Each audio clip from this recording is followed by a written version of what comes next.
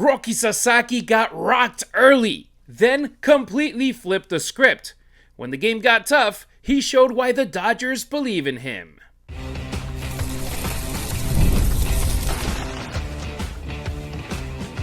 You are Locked On Dodgers, your daily Los Angeles Dodgers podcast. Part of the Locked On Podcast Network, your team every day. I'm Harry Ruiz, that's Travis Rodgers, and it's time for Locked On Dodgers. On today's show, Edwin Diaz throwing live BP gives us an update on another injured player, Kiké Hernandez. Mookie Betts continues adding to an already incredible Dodgers legacy. But first, Travis, Roki Sasaki recovered from another shaky beginning to finish strong as the Dodgers take the series against Colorado.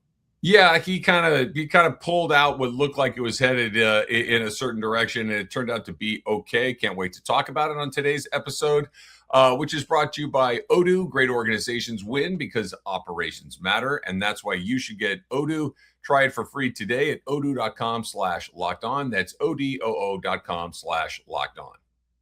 Roki refuses to break. If there was one thing Roki Sasaki showed on Wednesday night, it was resilience, because let's be honest, the beginning of this game looked like it was headed toward another frustrating outing.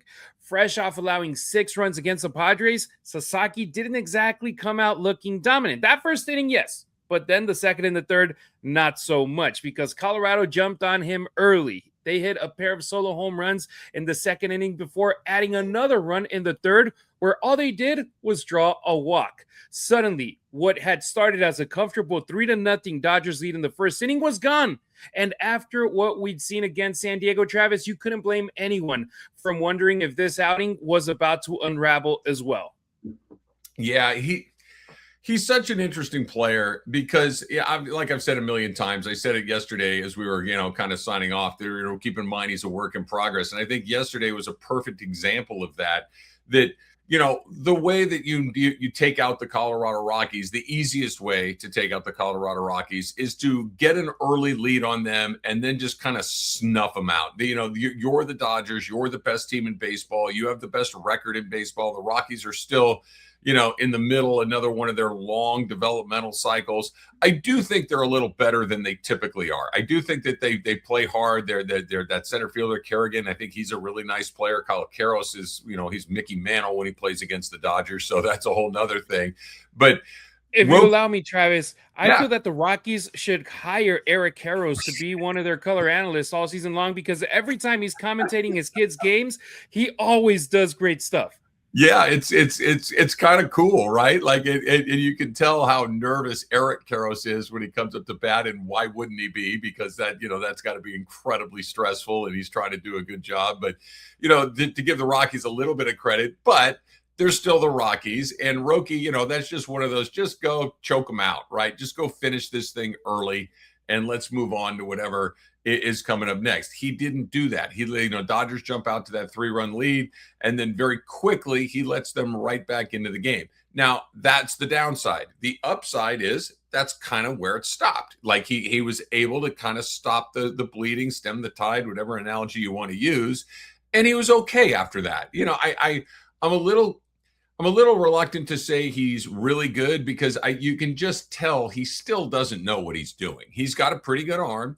When he's on, he's very tough to hit, but you can tell that he doesn't have that thing that a polished major leaguer has, which is, I'm not quite sharp enough. Let me figure out a way to go get this done without my best stuff, and let me get through this. He kind of did do that last night. So I'm excited to see him take that step in the right direction. I would like to see him have some good nights against teams that aren't the Rockies and the Angels. He really seems to be okay against the bottom half of the league, but you're not going to play the bottom half of the league in October. But all in all, I thought it was a pretty good night for Roki after a very bumpy start.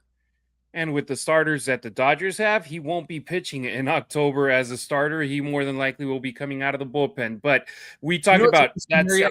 I'm sorry. Yeah, I think like using him out of the bullpen, the way he's pitching now, and again, there's a long way to go. So, take that for what it's worth. But I don't think you can use him out of the bullpen because he has shown a lack of confidence. He has shown where he loses the strike zone at times. And those are the two things, like Vezina, and maybe we'll talk about him coming to, like, Vezina is the perfect example. Like, Vezina is nothing but confidence. Vezina seems to load the bases every single time he pitches, but he also almost never gives up a run when he pitches. He's just the exact opposite of that. So I'm curious to see how they do use Roki as we get deeper into the season, and certainly when you get into some games that have some real stakes. Yeah, and let's go back to Wednesday's game. That fourth inning, Travis, it might have been the biggest inning of his season because he allowed a single, then a double. Nobody was out. Two runners in scoring position, and Colorado had all the momentum and was one swing away from taking the lead.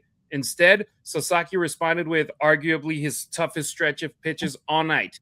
He struck out Troy Johnson almost immediately. Then came an 8-pitch battle with Edouard Julien that ended with a called strike 3. And then finally he got Ezequiel Tovar to fly out and escaped without allowing a run. That's the kind of inning that young pitchers have to learn how to survive. And sometimes your best stuff isn't there. Sometimes the command isn't perfect. Sometimes the other team has all the momentum, but you have to find a way to limit the damage instead of letting one bad inning become a disastrous outing. And that's what happened in that fourth. Great point. And he did exactly what you would like to see a guy do when he puts himself into a little trouble and how to work his way out of a little of that trouble. I think that is a really good point. The problem is the Phillies aren't going to let you wiggle off the hook like that. The Braves aren't going to let you wiggle off the hook like that. The Brewers probably aren't going to let you wiggle off the hook like that. That the Rockies have some, we talk about this all the time with the Dodgers, how there are so few soft spots in this lineup. The Rockies have many soft spots in the lineup where you can kind of find your way through it, even if you're not there. But I'm with you. I think that was a really good demonstration of how you go about doing that. So yeah, I give him credit. I always have a little bit of a foot on the brake with him. I don't like his body language on the mound. That never really fills me with a great deal of confidence. Again, I'll use Alex Vezina as the example. Alex Vezina is all brake, no gas, let's go, like shoulders back, ready to engage at all times. And Roki always feels like he's kind of trying to tiptoe his way through it a lot of times. And it just does not fill me with a lot of confidence. Yeah, and after getting in trouble to start that fourth inning, he retired the last 9 batters that he faced. Interestingly enough, he was at 78 pitches through 6 innings, and the Dodgers pulled him. And I feel that was the right decision, obviously, knowing now that they won, that the bullpen got 3 scoreless innings with 4 pitchers. It was definitely the right decision. But at the same time, you don't want it to leave him out there and let things snowball and let the lineup face him for another time and potentially have his number. It was like, okay, 6 innings, you got us through it. Let's go there. And Travis, you as a former pitcher, when you hear the stat about the Dodgers already surpassing the amount of games where their starters gave them 6 innings in 94 games this year compared to last year, 57 games with 6+ innings from the starters versus 56 in 2025. That just shows you this pitching staff, they're on point right now.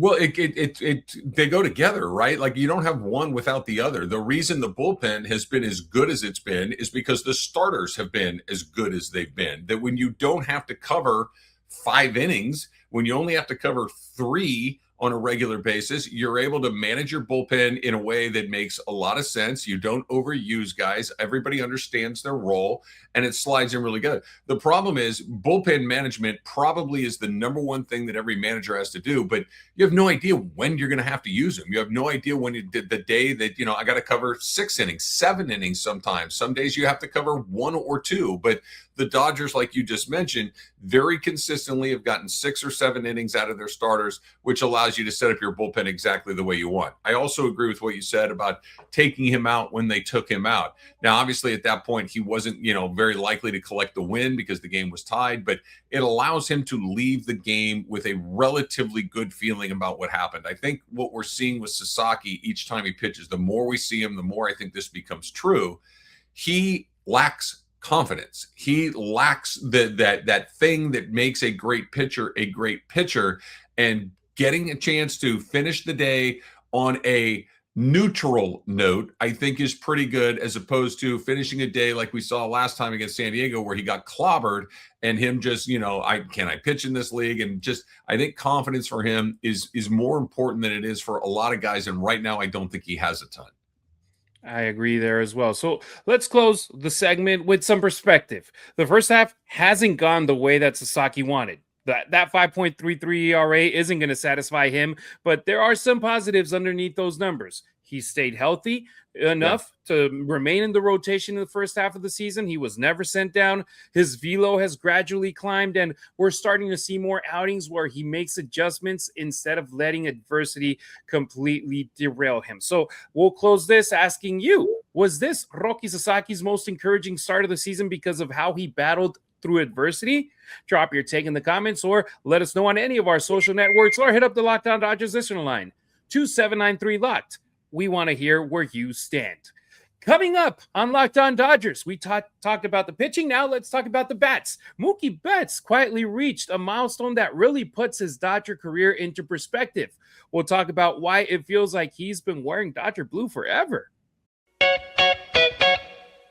Support for today's episode comes from Indeed sponsored jobs. When workplace chaos hits and you need to make sure you get that right hire, Indeed sponsored jobs helps connect employers with candidates who match specific needs like skills, certifications, location. So less time gets spent searching and more time gets spent finding the right fit. People are finding quality hires on Indeed right now, like literally right now. In the minute that we've been talking or so, the companies like yours have made 27 hires on Indeed, according to Indeed data worldwide, right? Usually the big difference isn't somebody doing more work. It's having somebody who knows exactly what needs to get done and helps everything else run smoother. It's not doing more, it's doing it even better, right? So spend less time searching and more time actually interviewing candidates who check all your boxes, less stress, less time, more results. So when you need the right person to cut through all that chaos, that's a job for Indeed sponsored jobs. And listeners of this show, they're going to get a $75 sponsored job credit to help your job get the premium status it deserves at Indeed.com/podcast. Just go to Indeed.com/podcast right now and support this show by saying you heard about it on Locked On Dodgers. Indeed.com/podcast. Terms and conditions apply. Need to hire? This is a job for Indeed sponsored jobs.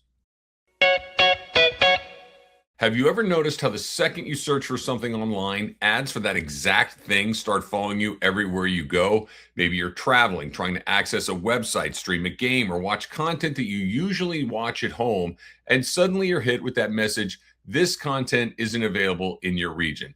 That's why more and more people are turning to Proton VPN. Proton VPN is a secure VPN service designed for people who want more privacy, more security, and more control over how they experience the internet.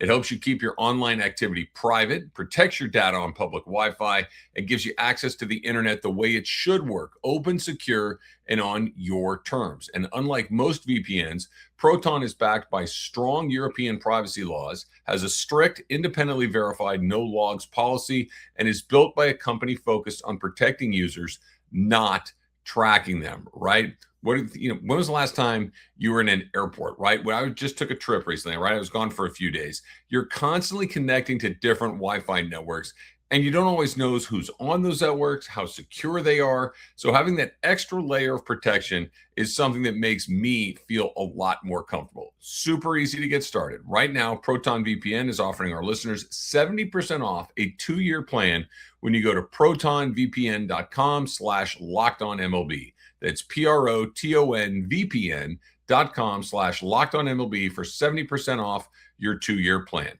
That's protonvpn.com/lockedonmlb. Are you new here? Welcome. Everydayers, you already know you're the heartbeat of our show. It's easy and free to help us out. Subscribe and like our content on YouTube. Drop a 5-star review on Apple or Spotify and hit up the Locked On Dodgers listener line, 2793 Locked. That's 279-356-2533. Mookie's Dodger legacy keeps growing. It's incredible how time flies, seriously, because Wednesday marked Mookie Betts' 794th regular season game as a Dodger, Travis. Of course, Betts made sure the milestone came with another big moment, because after the Rockies erased an early 3-run deficit, the Dodgers found themselves in a way that probably shouldn't have been that tight. They should have put it away much earlier, but that gave Mookie Betts a moment where he had a great at-bat in the 8th inning. He got the RBI single that gave the Dodgers the lead and that gave them the win. But how crazy is that to say that Mookie Betts has now played the exact same amount of games with the Dodgers as he did with the Red Sox? Yeah, it is hard to believe.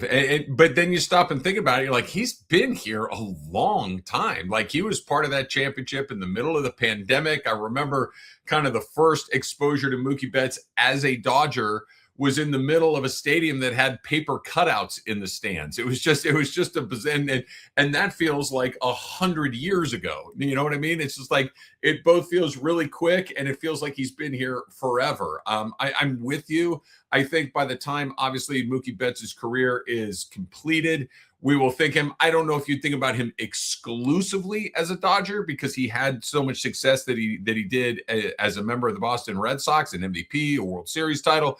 But you're certainly going to remember him first as a Dodger.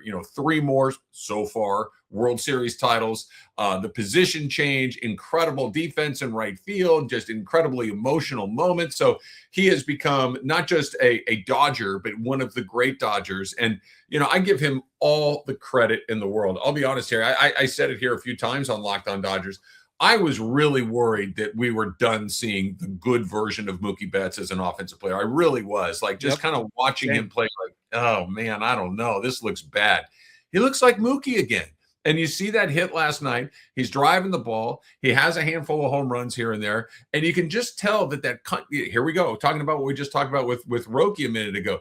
Even a deadlock cinch player like Mookie Betts, who's going to go to the Hall of Fame, has moments where his confidence is not where it needs to be. And it feels like Mookie's confidence is back where it needs to be, that he understands. I know that Dave Roberts has said this to him over and over and over. Dude, you're Mookie Betts. Just go out there and be Mookie. Like, you don't have to do anything other than just be who you are.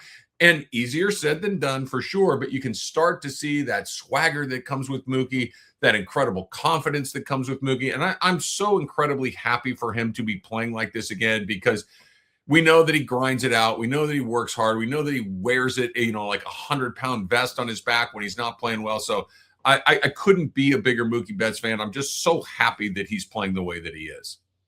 Yeah, that he's getting that bat back to the level that we're used to seeing him. We all remember how last year he was like, my season's done when it comes to being that top performer with the bat, and he just had to find ways to help this team win. He did. The Dodgers won their 3rd World Series with Mookie Betts on the roster since he joined in 2020. And when you look at the numbers, this is now his 7th season with LA. He was with Boston only 6 seasons, but why is it finally the same amount of games? Because in that 2020 season, he only played in 55 games. It was a reduced pandemic season, but then he also missed some time due to injury. Like last year, he only played 150 games. The year before that, 116 games. So now he finally caught up. And now after Friday's game, he will officially have more than half of his career playing time when it comes to regular season with the Dodgers. Because if you add those postseason games, he's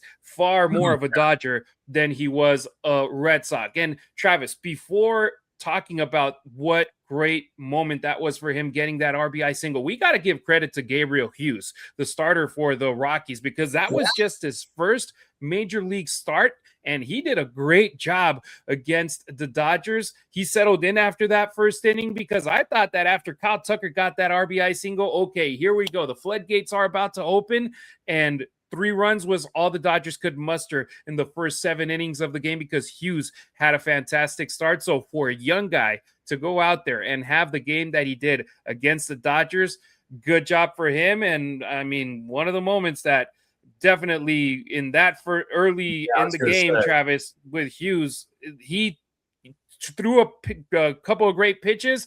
I don't know how Alex Call challenged those. Yeah, no, I give Hughes a lot of credit, because as someone who has gotten lit up a lot in their life, when you're out there, it's a terrible feeling, and you're just out there, fighting for your life. and he was a batter or two away from not even getting out of the first inning of his first start, like you just mentioned. So that he settled in there again, confidence, right? Like, okay, I just need to get out of here and I can reset the game and see what happens after that. And he was really good after that. I'll put it to you this way about Alex Call. If that happened to Shohei Ohtani, it would be like, what the hell are you doing? If that happened to Freddie Freeman, you'd be like, bro, you can't do that, right? If that happened to Mookie Betts, who we were just talking about, it's like, Mookie, man, you got to know better. You can't do that in the first inning on a guy who's on the ropes. What are you doing? Alex Call? How would you have liked to have walked back to the dugout as Alex Call in that moment and have to look Dave Roberts in the eye? How would you like to walk back to the dugout and look your teammates in the eye? The catcher for the Rockies was laughing at him. And rightfully so. Like first of all, the first one was a terrible decision, right? Even though it was a borderline pitch and it barely clipped the strike zone, dude, understand the situation in the game. Understand where you are. Understand who you are. You don't get to burn those unless the ball's 2 feet off the plate and Angel Hernandez just did what he does or CB Buckner does what he does. You got to eat it. You got to save it for later in the game. So, okay, mistake made, learn your lesson. Gosh, I can't believe I did what I did. The second one, the entire ball was in the strike zone. It was not only a horrible just read on where the pitch was, but the idea of taking all of your team's challenges off the board at that point in the game is unforgivable. I mean, granted, it's July 8th. It's the Rockies. The game, like we've talked about 100 times, the result of the game is almost immaterial at this point. But that just kind of demonstrated to me, we talked about this a million times, the Dodgers play baseball correctly. They make good decisions. They very rarely do stuff that makes you say, what the heck are they doing out there?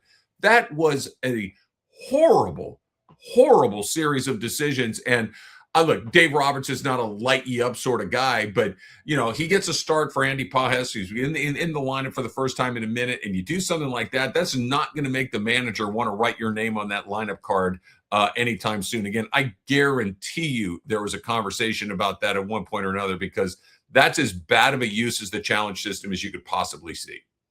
And Travis, we've even seen players on the younger side when you talk about an Alex Freeland, when you talk about Santiago Espinal, who wasn't young but was new to the team, or other guys that Ryan Ward, same thing. He's not young, but he's new to the team. He was making his big league debut, where there were pitches that you're like, dude, challenge it. And they wouldn't use it because, hey, they're the young guys. If they make a mistake like that and waste a challenge, you're like, whoa, hey, you shouldn't be using those. Save those for the top guns on this lineup, or unless you're 100% convinced that it's worth the challenge. But man, in a game as tight as it was on Wednesday night, late in the game, I was like, I hope they don't need the challenge, because Alex Call wasted it not only in the first inning, but in back-to-back pitches where it was like, you're already up 3-0. Yes, you want to produce more with the bases loaded, but also you got to be a little bit more conscious. You already wasted one, keep the other one in the bag for later in the game. I don't want to make too big of a deal out of this, but because look, maybe it just was he had made 2 bad decisions and it's just as simple as that. And he walked back, okay, that was dumb. It's never going to happen again. I hope that's what it was.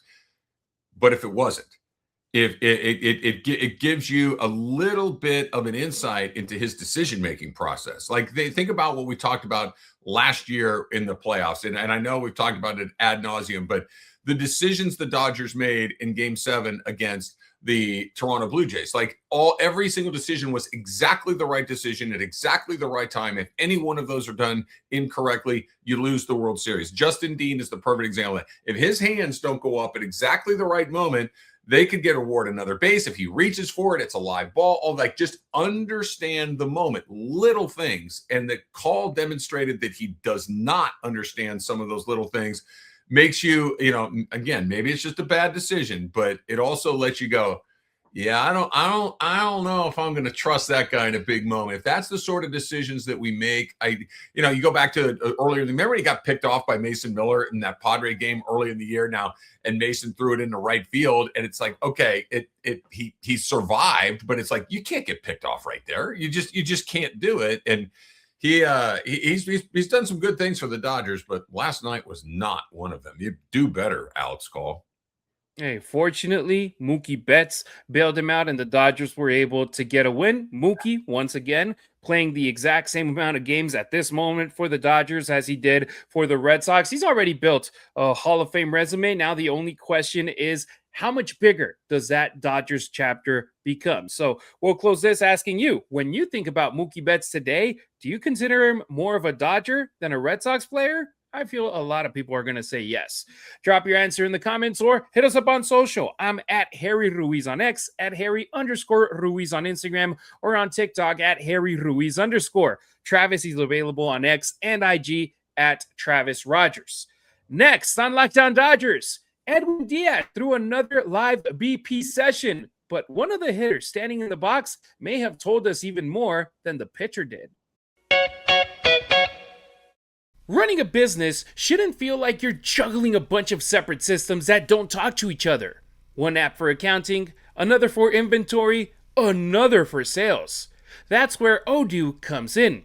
Odoo is an all-in-one business management software that brings everything together. Sales, accounting, inventory, marketing, all in one platform. So your team can move faster, stay organized, and focus on growing the business instead of managing software. The best organizations know success isn't just about talent. It's about everyone working towards the same goal. Just like in sports, when the front office, coaches, and players are all aligned, great things happen. Great organizations win because operations matter. So try Odoo for free today at odoo.com/lockedon. That's odoo.com/lockedon. Check out Pete Fox on our YouTube channel with the Locked On Dodgers postcast right after the final out for immediate reaction of every Dodgers game. Kiké's return is getting closer, part 2. Wednesday's live batting practice wasn't only about Edwin Diaz. It also gave us one of the clearest signs yet that Kiké Hernandez is getting close.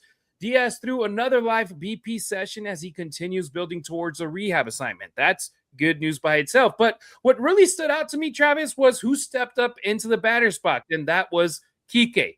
For injured hitters, facing live pitching is one of the final hurdles before beginning a rehab assignment. So seeing him take live ABs is another encouraging checkpoint. And here's the deal, though. Dave Roberts said that Kiké could begin a rehab assignment immediately if the Dodgers wanted to send him out.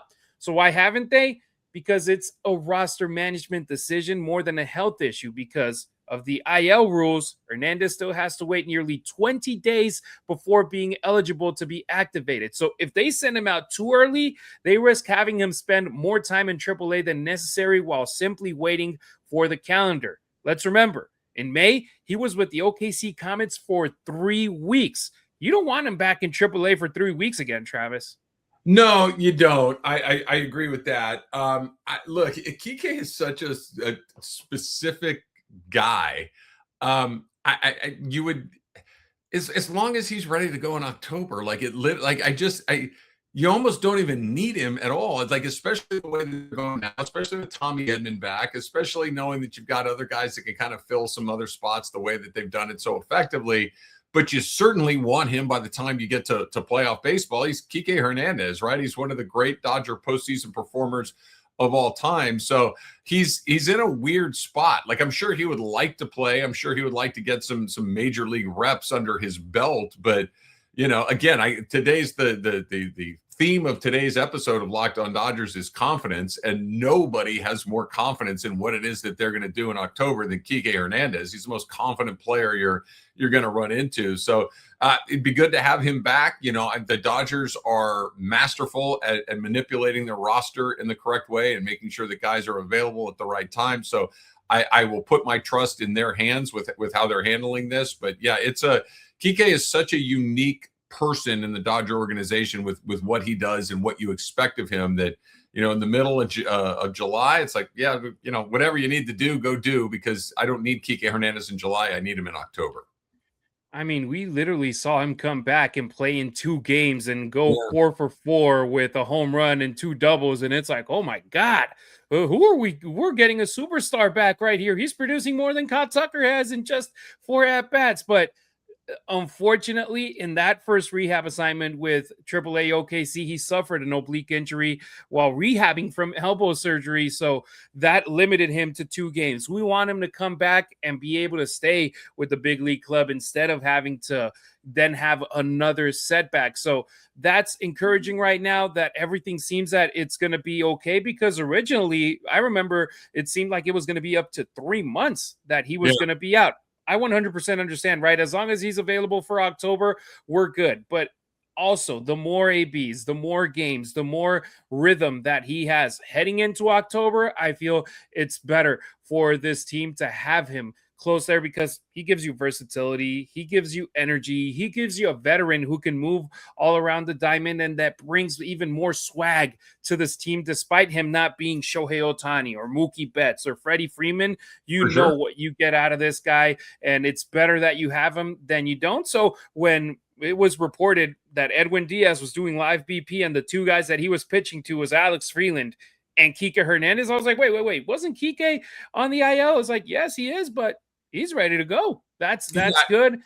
And that's good to hear, and hopefully good to see him back ASAP.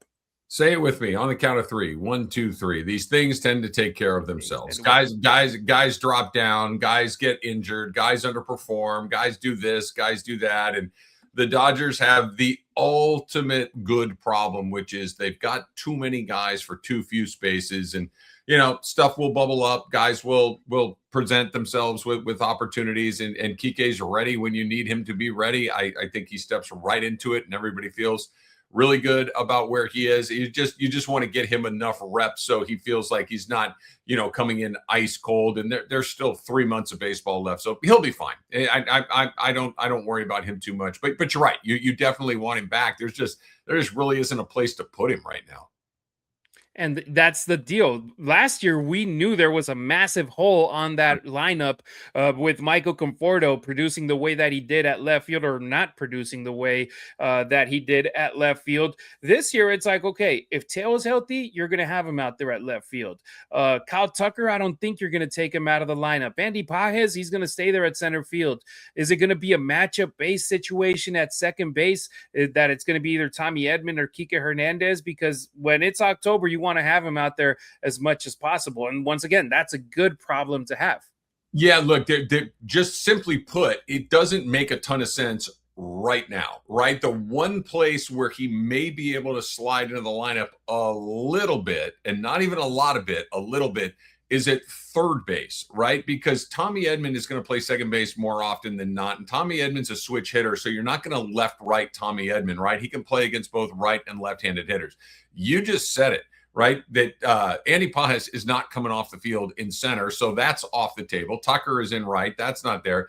And because both Kiké and Teo are right-handed, you're not going to left-right those guys because they're both right. The one spot that there is some at-bats is against left-handed pitching. If you want to get Max Muncy off of his feet for a day, then maybe Kiké Hernandez slides in there. But, Muncy's having an all-star season. You're really not going to pull him off the field very often either. So they're just, that need that you really described very well with Conforto, it just isn't there with this team. Now, injuries are always a part of baseball. And unfortunately, I'm sure somebody else is going to go down at some point because they always do. That's just the nature of sports. But right now, there's just not a lot of at-bats for him. 1000% agree. So to wrap things up, I want to hear from you checking out our show. Once Kiké is activated, where do you think you'll see him make the biggest impact for this Dodgers team playing on the field?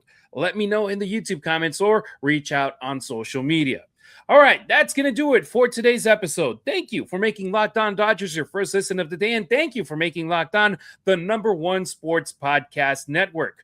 We'll be back on Friday. It feels weird, Travis. It's the first day in 2 weeks that the Dodgers don't have a game, so we're going to preview the MLB draft that's going to go down this weekend, and we're going to dive into your voicemails. Want your voice heard on the show? Call our listener line, 279-3-LOCKED. We've had some good calls as of late, Travis. Hopefully our viewers, our listeners, they hit up that listener line and bring the heat.